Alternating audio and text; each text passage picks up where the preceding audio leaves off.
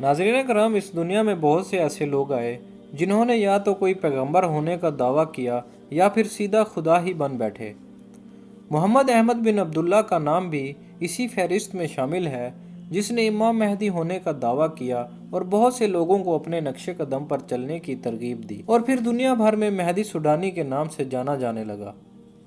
शायद इनके नाम के साथ सुडानी लगे होने की बड़ी वजह यह भी है कि इन्होंने सूडान को बरतानवी फ़ौज से आज़ादी दिलवाई थी। महदी सुडानी, जो कि हज़रत हसन रज़ी अल्लाह तआला अन्हो की औलाद में से था, इसलिए इनके शजरा नस्ब को देखते हुए इनकी ज़ात को इंतहाई अहमियत दी जाती थी। वो एक इंतहाई मुत्तकी और परहेजगार मुसलमान था, लेकिन अपने महदी होने के दावे की वजह से वो बहुत से लोगों की नज़र में अपना मकाम खो बैठा। इन्होंने सूडान के लोगों को उनकी आज़ादी दिलवाने के लिए बहुत जिदोजहद की और आखिरकार वो अपनी इस जिदोजहद में कामयाब भी हुए। नाजरीन, आज की इस वीडियो में हम आपको इनकी ज़िंदगी, सूडान का अंग्रेज़ों से दिफा और इनका अपने आप को महदी कहलाने का दावेदार होने के बारे में बताएंगे। नाजरीन, महदी सुडानी 12 अगस्त 1844 को सूडान के लबाब जजीरे में पैदा हुए।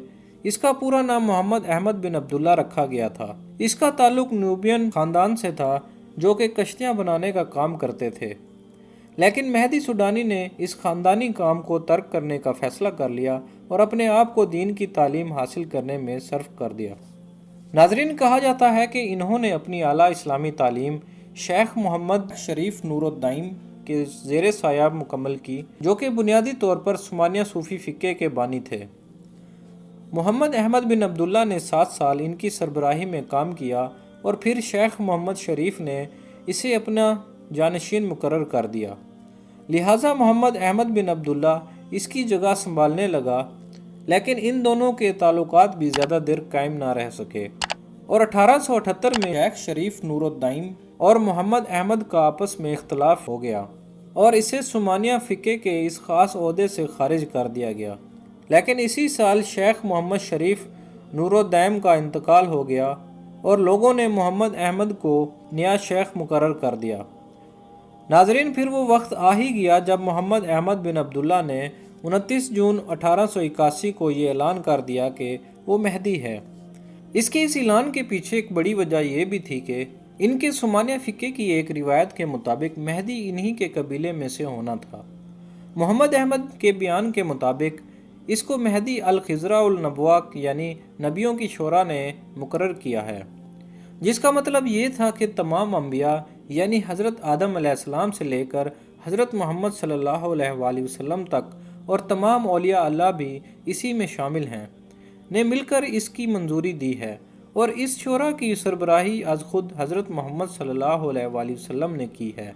इसका ये दावा था कि मेरे आने के बाद मुसलमान उम्मत बिल्कुल उसी तरह मुत्तहद होगी जिस तरह हज़रत मोहम्मद सल्लल्लाहु अलैहि वसल्लम के दौर में थी। इसने हज़रत ईसा अलैहिस्सलाम के दोबारा दुनिया में तशरीफ़ आवरी के इंतज़ार का भी ऐलान कर दिया। इसने हज की जगह जहाद को फोकियत दे दी और इसकी बैत करने को लाजिम करार दे दिया गया। नाजरीन, ये अपनी बैत को इस्लाम का छठा रुकन बनवाने पर तुल चुका था। जो लोग मोहम्मद अहमद को महदी मानते थे, उनको अंसार का लक़ब दे दिया गया।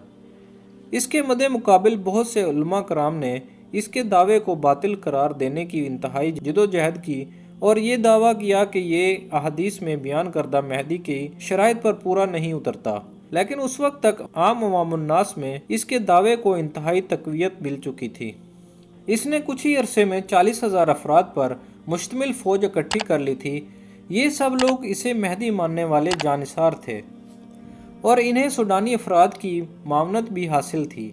इन्होंने ये फैसला कर लिया कि वो सूडान से बरतानवी लोगों के वजूद को ख़त्म करके रहेंगे। चुनाचे दिसंबर 1883 में अंसारियों ने सूडान को आज़ाद करवाने की गर्ज से बरतानवी अफवाज पर पे दर पे हमले शुरू कर दिए।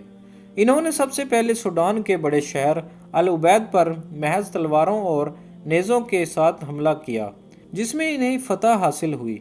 इस शहर पर कब्जा करने के बाद इनके हिस्से में बरतानवी अफवाज के इंतहाई जदीद हथियार आए, जिसमें बंदूकें और तोपें भी शामिल थीं। इस जदीद असले की बदौलत इन्हें आइंदा अंग्रेज़ों से मुकाबला करने में इंतहाई आसानी हुई और अंग्रेज़ों के ख़िलाफ़ फतह समेटते गए। یہاں تک کہ برطانوی افواج نے سوڈان کے بیشتر علاقوں کو چھوڑنے کا فیصلہ کر لیا، جبکہ اپنا قبضہ صرف سوڈان کے دارالحکومت خرطوم اور چند ساحلی علاقوں تک محدود رکھنے کا فیصلہ کر لیا۔ جنرل گورڈن، جو کہ برطانوی فوج کے سپہ سالار تھے، کو اپنی زیر نگرانی برطانوی افواج کو وہاں سے بحفاظت نکال کر مصر پہنچانے کا ذمہ لگایا گیا۔ گورڈن نے مصر جانے والے جنوبی زمینی راستوں کو انصاریوں سے خالی کروانے کا منصوبہ بنایا اور مارچ 1884 کو اس پر عمل درآمد کرنے کی بھرپور کوشش کی، لیکن اس میں بری طرح ناکام رہا۔ ناظرین، اپریل 1884 میں گورڈن ابھی تقریباً 2500 برطانوی افراد کو ہی نکالنے میں کامیاب ہوا تھا کہ انصاریوں نے خرطوم کو چاروں طرف سے گھیر لیا۔ گورڈن نے خرطوم کے ارد گرد بارودی سرنگیں یعنی لینڈ مائنز بچھا رکھی تھیں، جس کی وجہ سے وہ شہر کے اندر داخل نہ ہو سکے۔ برطانوی عوام کے کہنے پر اس وقت کے برطانوی وزیر اعظم نے مصر سے ایک امدادی دستہ بھیجا، جس نے مہدی کی افواج کو بے حد نقصان پہنچایا، لیکن انہوں نے اس کے باوجود بھی اس شہر کا محاصرہ جاری رکھا اور بالآخر 28 جنوری 1885 میں انگریزوں نے ہتھیار ڈال دیے، جس کے ساتھ ہی انصاری خرطوم میں داخل ہو گئے اور انہوں نے وہاں پر موجود تمام برطانوی افواج اور برطانوی شہریوں کو مار ڈالا، اور مہدی کے حکم کی تکمیل کرتے ہوئے گورڈن اور اس کے ساتھیوں کے سروں کو درختوں کے ساتھ نشان عبرت کے طور پر لٹکا دیا گیا۔